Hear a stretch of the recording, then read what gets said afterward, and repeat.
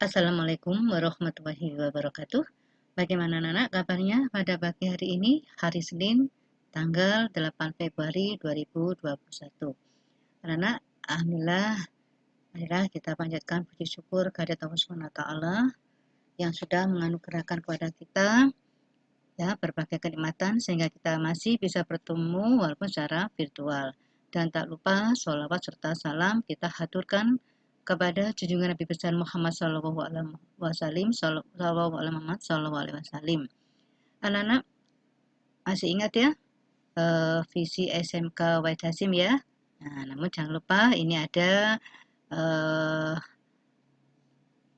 profil ya di sekolah kita. Tadi tolong sampaikan pada tetangga kalian, saudara kalian, teman, kerabat, dan masyarakatnya bahwa sekolah kita sudah bisa menerima siswa baru di tahun ajaran 2021-2022.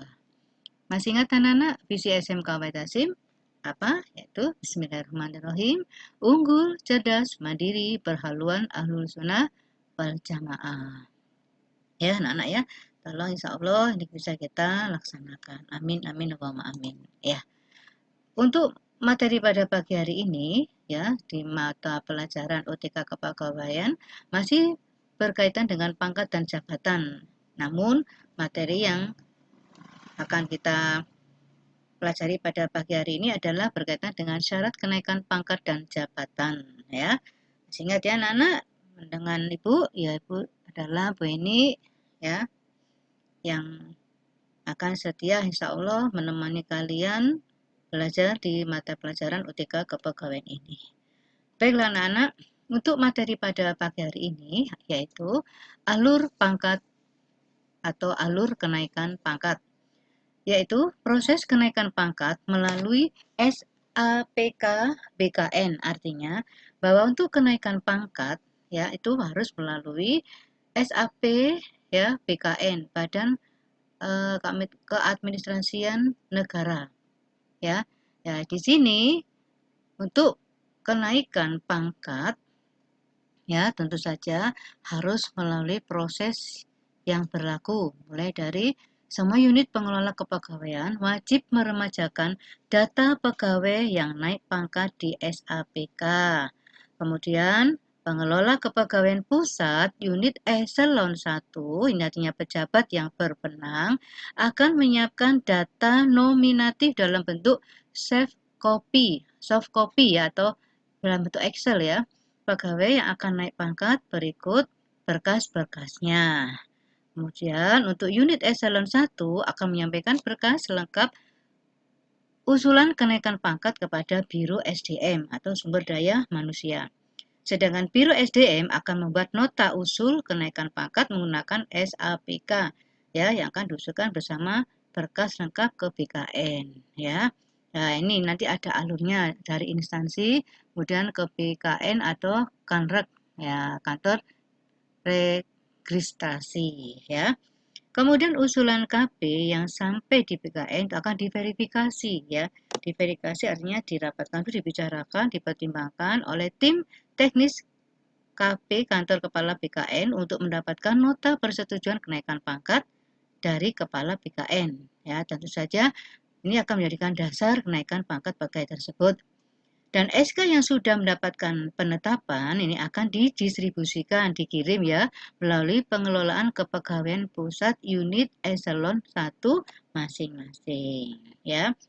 Jadi nanti pegawai yang akan naik pangkat itu kan melalui prosedur ya yang sudah ditetapkan oleh Badan Administrasi Negara ya.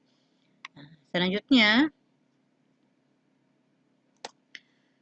kenaikan pangkat PNS ya, ini harus ada kelengkapan dokumen-dokumennya. Ya, kalau untuk kenaikan pangkat reguler atau KPO, ya tentu saja berbeda dengan kenaikan pangkat pilihan atau untuk jabatan struktural. Nah, ini anak-anak ya. Kalau untuk reguler ya secara umum, ini ada SK CPNS-nya. Ya, ini bagi kenaikan pangkat pertama. Kemudian ada SKP. Ya, SKP itu meliputi apa saja? Nih kakak, ya kemudian JKP dan DP3. Nah, kalau kakak mungkin kartu keluarga, ya mungkin ada perubahan. Kemudian CKP, catatan kepegawaian ya.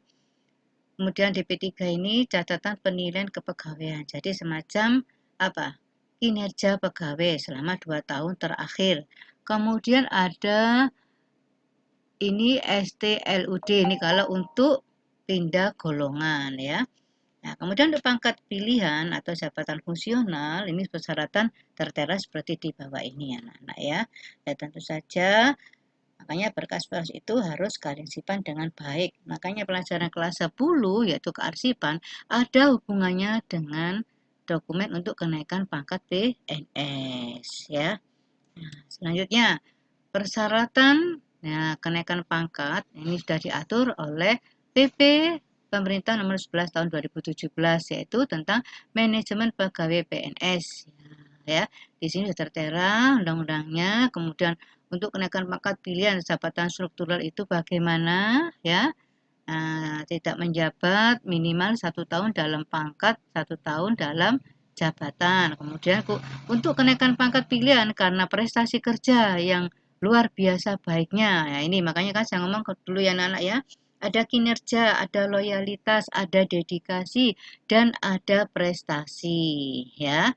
Kemudian karena pangkat pilihan jabatan fungsional berdasarkan fungsinya. Masih ingat ya perbedaan antara jabatan fungsional dan jabatan struktural? Nah, ini dibuka lagi ya anak-anak ya. Nah, kemudian kenaikan pangkat pilihan karena penyesuaian ijazah. Nah, ini kalian jangan meremehkan ijazah. Berarti ijazah itu sangat dibutuhkan untuk masa depan kalian ya. Ini di dalam urusan duniawi ya. Nah, selanjutnya peningkatan layanan usulan kenaikan pangkat. Nah, ini ya ada update data untuk pegawai pada HRIS ya.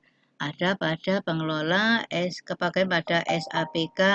Kemudian ada pengelola kepegawaian untuk melakukan apa yang saja, inventarisir pejabat, menyiapkan dokumen yang lengkap, kemudian diusulkan kenaikan pangkatnya dan lain-lain. Nah, tentu saja ini termasuk apa anak-anak daftar riwayat hidup ya, ini di sini sangat penting ya, ada pendidikan formal ya. Jadi jangan sampai kalian putus asa ya.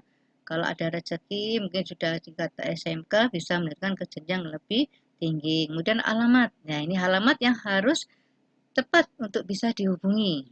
Ya, NPWP kalau kalian mempunyai NPWP, tempat tanggal lahir jelas, siklat kalau kalian ikut pelatihan, kemudian mendapatkan penghargaan apa saja, dan data-data keluarga ya, terutama statusnya, jumlah keluarganya, ayahnya kerja di mana, dan lain-lain. Itu sangat penting anak-anak ya, karena data pribadi itu juga sangat menentukan.